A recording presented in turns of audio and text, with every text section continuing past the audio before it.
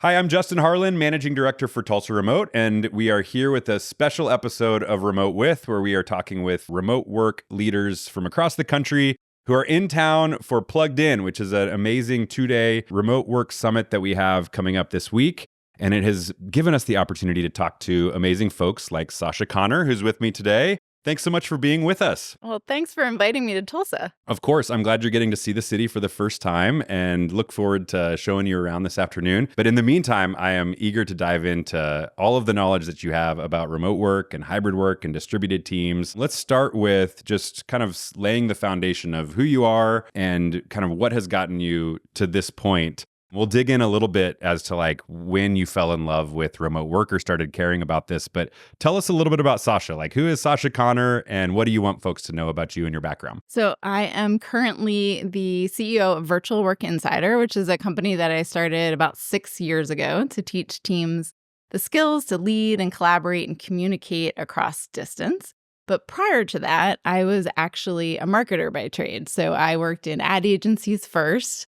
And then I worked for 14 years at the Clorox Company, which is a $7 billion company that's headquartered in Oakland, California. So it sells a lot of those products that many of you probably have in your kitchens and your households.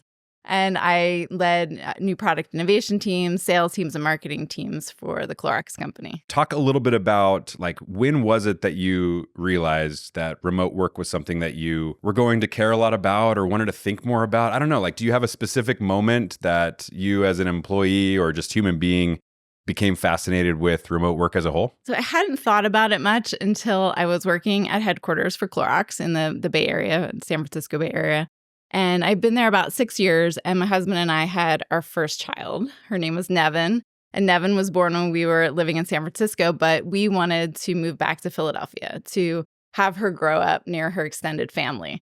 But I really loved my job at Clorox, and I wanted to stay with Clorox. But it was 2010, and at that time, a lot of jobs weren't remote. And so I started to plant some seeds around, could I keep my job but do it from the opposite coast of the United States? And I had a good relationship with the chief marketing officer, and he said, okay, you can be an experiment for us. Let's see if you can lead your teams and build your business that you're working on from 3,000 miles and 3 time zones away. Yeah. And what was that like? I mean, how did that go? Because at the time, just to kind of paint the picture, that was a pretty rare thing for big companies like Clorox to allow, right? Exactly. So I felt a huge weight on my shoulders to be able to do this well. And I went from, one day working, in the office with the majority of my teams to the next day working from the opposite coast of the United States and trying to figure out how to do it. And it was a really, really steep learning curve, which was partially why I decided to start Virtual Work Insider years later, 8 years later. So I spent 8 years of leading these geographically distributed and hybrid teams while I was remote and realized that there was such a need to help people up that learning curve. Yeah. And I've heard and read you use kind of this phrase about distance bias during your time at Clorox. And curious, could you share a little bit about what that is and how you've experienced it and then how that helped to inform your work at Virtual Work Insider? So what I didn't mention earlier, when they said, yes, you can move to Philadelphia, it came with some caveats. And the caveats were you'll never get promoted because to be director level or above, you have to be here at headquarters. Okay. The second caveat was you'll never go to work in certain roles or on certain businesses because those roles and businesses are so important that you have to be here at headquarters. And you are going to move from a high potential employee to low potential, not because your skills have changed, but what it really uncovered was that there was distance bias that was baked into the people processes. And I didn't even have the word for that at the time. It wasn't until years later, I was still at Clorox. It was one of my last roles there. And they had hired in the Neuro Leadership Institute to talk about unconscious bias. And they shared their SEEDS, SEEDS, SEEDS unconscious bias model. And the D in SEEDS is distance bias, which other people call it proximity bias. Yeah. Which means our brain's natural tendency to put more value on the people and things that are closer to us than those that are farther away. And so when I had that word finally, I was like, oh, that's what I've been feeling all of these years. That's what I was feeling, when originally they said, that I I was going to have all these caveats with moving. And then that's what I was feeling when I was being left out constantly for meetings and other project work because I was kind of out of sight, out of mind. Right. And so I started to think about, how do we put plans in place to mitigate that bias? And at 8 years of doing work virtually at Clorox, I was able to get them to change hearts and minds. And so I was promoted to director level. I did get to work on those businesses that they said that I couldn't. I got them to delink location from promotability and potential. So the weight that you were feeling ultimately kind of paid off for many others down the road, it sounds like. What was it about working at Clorox that made you comfortable, like sacrificing all of those things in the caveats that you were given to be able to move and continue working there? Because that must have been such an incredible place to work in order to give all that up. I'm just curious, like, what was it about that culture or work environment that made you want to hang on to it despite not being able to move up or work in certain departments and all of the things that you just mentioned? So I worked in brand marketing, which is the heart of the company. And so I felt like I was surrounded by such smart people. I was learning so much on the job and through training. They have a rotational program, so I was able to rotate between different brands, different roles, like I said, in new product innovation, sales, marketing. And so I just loved everything I was working on. And the people were great. I mean, the people cared about you with those caveats, right? I heard the caveats, and in my brain, I said, okay, just get me back to Philadelphia and I'll show you. I knew that I was going to fight my way through this, and I was going to show them that they were wrong. I had no idea how I was going to do that, but I just kind of took it as a challenge to figure it out. Yeah, you seem like you have that same competitive fire that I do. Like, the best way you can motivate me is telling me I can't do it. I probably wouldn't be sitting here in front of you today had they not done that, like thrown down that gauntlet. Yeah. And I'd say, okay, I'll figure it out. Well, and you were then forced to basically have to learn all of these things that you've now developed through Virtual Work Insider and all of that for other people to learn some of the same, I'm sure, challenges and beauties in remote work. And I'm curious to dig in a little there. What are the biggest challenges that you think companies face today as it relates to like hybrid and remote work? What are some of the biggest hurdles that they have to overcome? Well, we know that flexibility is really important. So location flexibility, time flexibility.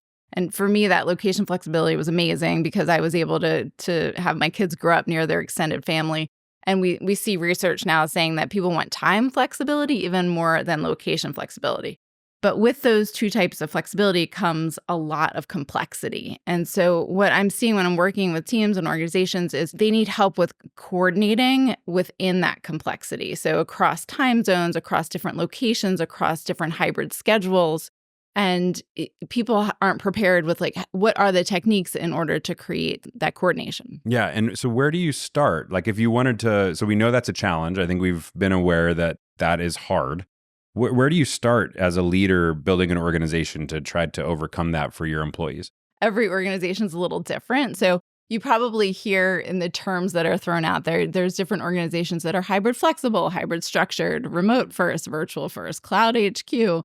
And then some organizations that are coming out and saying, I want everybody back in a office 5 days a week. Right. And so where I come in and help an organization is meeting them where they are in terms of what does distance look like for them within their organization. So each organization is a little different. And then within each team is structured a little bit differently as well. And so one of the foundational exercises that I'll do with a team is we'll map out the geographic anatomy of that team to show where people are located across time zones, what different hybrid schedules people are on, and then talk about, well, what are the insights there that would help us become more location inclusive, would help us overcome and mitigate some of that distance bias.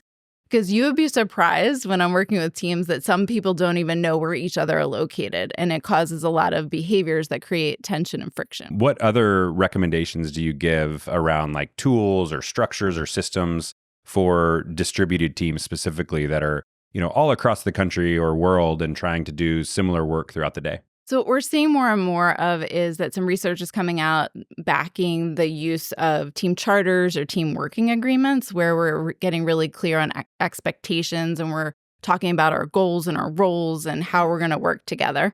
So we've seen BCG came out with some research that was showing that creating those agreements at that team level instead of top-down mandates or just at that individual level, at the team level is really important to creating joy within the team and also team effectiveness.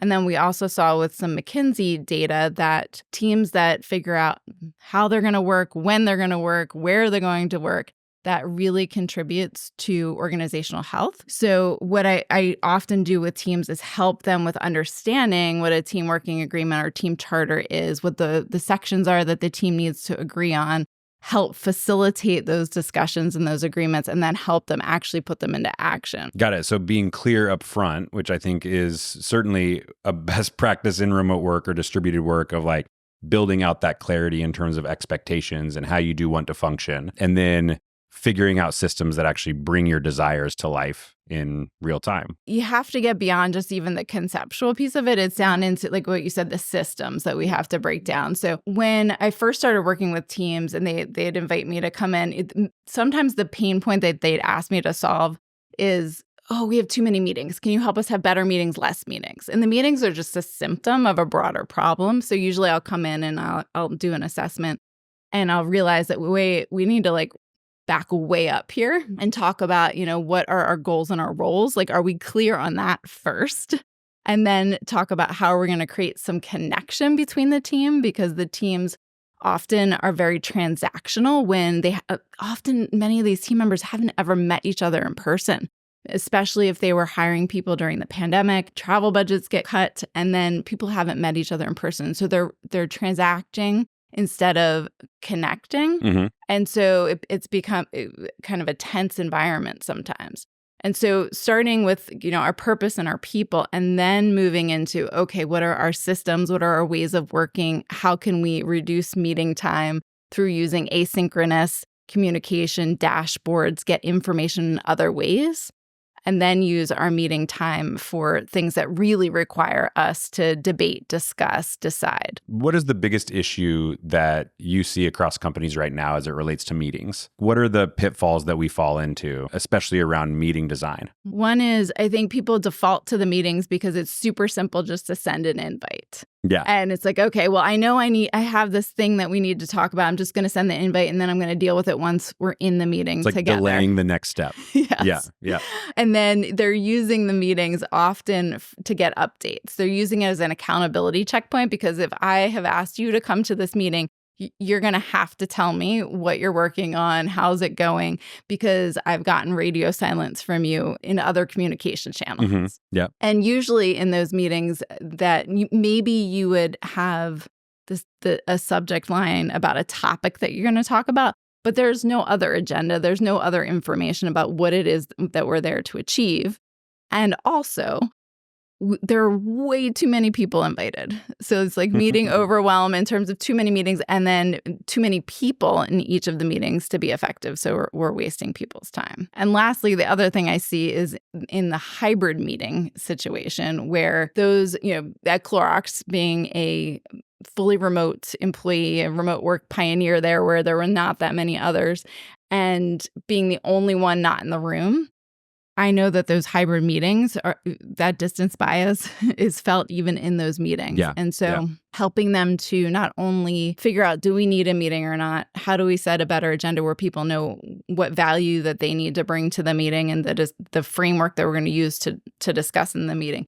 But how do we make it engaging and inclusive for everybody so everybody's voice is heard even if they are not in the physical room? There was also, at least what I find within hybrid setting, is there's like the natural meeting that then happens after the meeting is over where you're like, okay, thanks for joining us on Zoom, Sacha. And then you hit the end, and then it's like the people that are still in the room actually continue talking. Right. And then you've like now missed out on that content or opportunity to contribute because, again, based on that proximity or distance bias, there's other people that are physically sitting there. Mm-hmm. What's the replacement action that you would encourage people to take instead of the meeting in those moments where you're like, I can't deal with this right now, but I also have a desire to like check it off my box? What could you do instead if you're leaning into kind of like the flexible asynchronous nature of remote work that we love? Well, back to what you're saying about systems. So thinking about what are the types of information that needs to flow amongst the team and where are we going to put that information? In which communication tool are we going to use and how fast is a response expected? So when I come to talk to teams, I'll have them list out like all the different communication tools that they're using. And often what you'll see, especially in cross-functional teams, is that there's multiple communication tools that they're using for the same types of things. So they might be using a SharePoint and a OneDrive and a Box folder for collaborative documents, and they don't know where to find things. Yeah.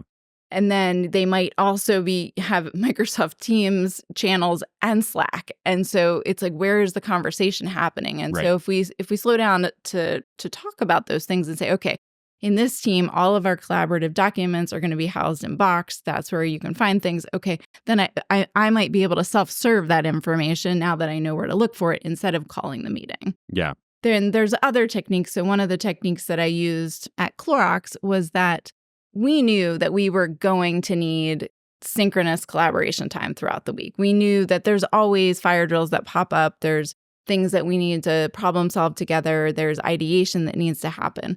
And so we set aside what I used to call spark time, which was 2 times a week. We would hold time on everybody's calendar for spark time.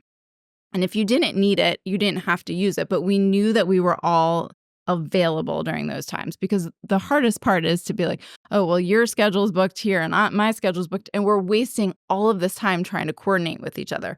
But we knew during those 2 hours on a Tuesday and 2 hours on a Thursday, we could grab each other and come into a virtual room and problem solve or ideate. And that's you and your direct reports or leadership team members, or who were you holding that time with? So I was a studio leader at Clorox as my last role, which was a cross-functional role. So I had sales team members, market research, brand marketing, R&D, it's sales people. So very cross-functional team. So we were holding it across the cross-functional team because those were the team members that usually needed to come together to solve a business problem. So what predictions would you make about where we're headed over the next 5 to 10 years within our workforce? I mean, roles of technology, evolution of remote work. Are people going to continue to kind of stay within this hybrid space?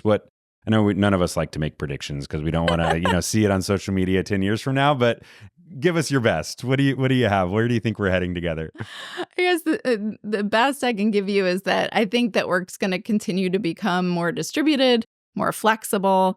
I think technology is going to continue to evolve to enable it. If I think back to 2010 when I went remote, video conferencing was just starting.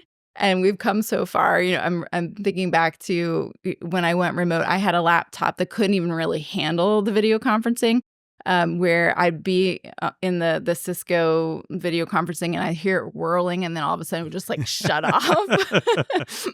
And then even when I started Virtual Work Insider 6 years ago, I used to have to teach people how to turn on their video cameras before we could even have a virtual training session. And now the pandemic's obviously kind of pushed those behaviors so much faster. But I think into the future, because we're going to continue to be more distributed, more flexible, I think that everybody's going to need to learn what I call omnimodal leadership skills, meaning being able to be effective at leading and communicating and collaborating and creating connection, whether you're in an in-person setting, whether you're in a fully remote setting or in some sort of hybrid setting. Because even teams I'm working with right now, those team members are having to flow between those modes even within a given day. Right. And it's a really high expectation for people to be able to know how to do that on their own. And so this upskilling is necessary, especially as we're moving into a more distributed future. We've talked a lot about employers. I'd love to just maybe have you speak a little bit to employees. And along those lines, what are the things that remote first or hybrid employees right now can do to help navigate the current work environment, advocate for their own professional development and growth? What recommendations would you give, especially for those folks that, have recently come out of college and are getting thrown into this kind of workforce that they may not feel prepared for within a remote job or hybrid job? What advice do you give to folks that are trying to really put their best foot forward in the workplace in today's environment? I learned early on one of the most important things for me to do, but the hardest thing to do was to stay visible, because it's really hard to stay visible when you're virtual. Back to that distance bias we were talking about. So there's also recency bias, which is our brain's natural tendency to put more importance on the people and things that we've heard from or seen most recently as well. So being aware of that distance bias and that recency bias. When I realized that it became kind of a daily intentional practice for me to make the people who were co-located together, who were mainly my key stakeholders, my senior leaders, executives of the organization, and my peer set, to make them feel as if I was in the building with them every day, right? To hack that recency bias, to hack that distance bias. And so it's actually why I'm giving the workshop later this week around staying visible while virtual, because I learned through these intentional practices that the tactics and techniques needed to stay top of mind and to overcome those biases. Well, I don't want to give away your entire session, but maybe give one recommendation that will, tease the listeners a bit. What were some of the things that you did, or one thing that you did to stay visible even though you were working virtually? Yeah, I'll give you a funny example that I did. When I first went remote, I printed out a picture of myself with my phone number on it. It said, "Call me."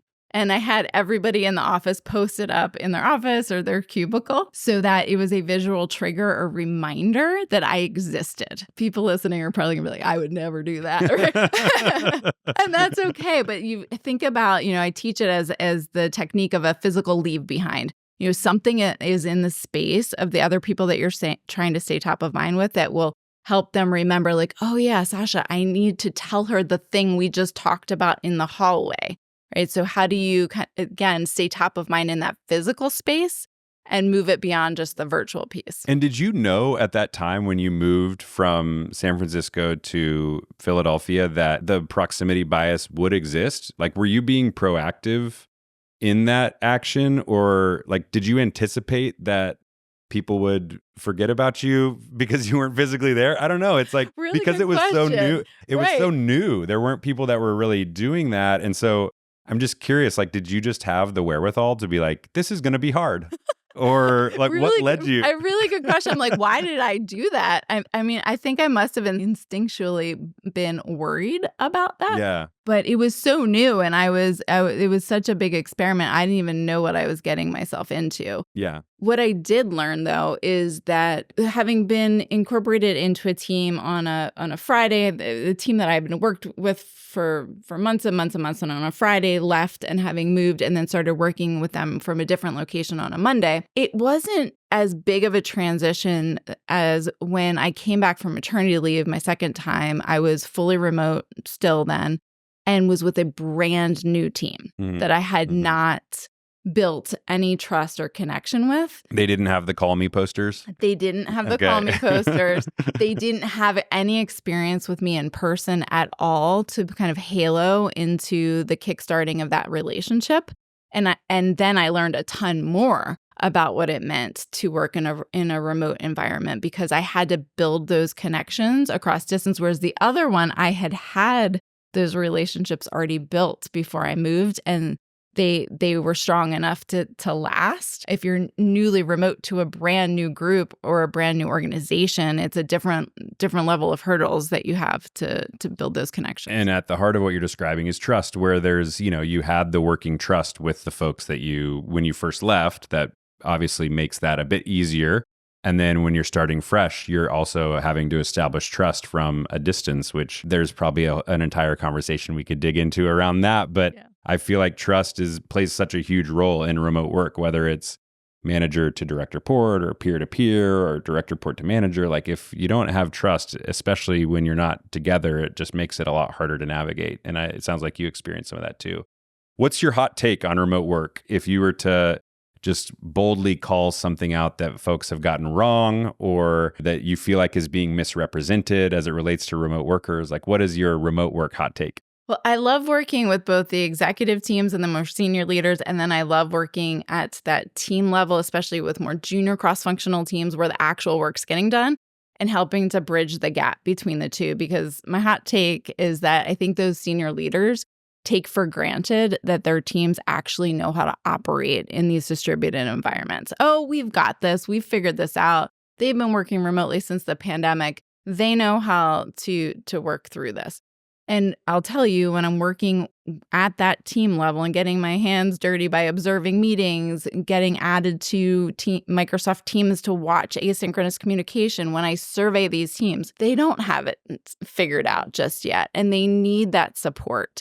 they need the role modeling from the senior leaders, and then they need some upskilling and support at that team level. Yeah, which in this case, back to my point about trust, sounds like maybe there's too much trust. How do you ensure you're giving folks the skills and coaching to then be able to trust and empower and move them forward? Where can folks find you if they want to continue learning about you and your work? Sure. So if you can find me on LinkedIn, that's where I put out the majority of our content. And then our website is virtualworkinsider.com. We're so excited to have you in town, Sacha, for our Tulsa Plugged In conference. If folks that are listening want to check out the content that we develop over the next couple of days, please visit us at tulsapluggedin.com or go follow us on social media at Tulsa Remote on just about every platform. Sacha, we're so grateful for you for giving us your time today. Thank you.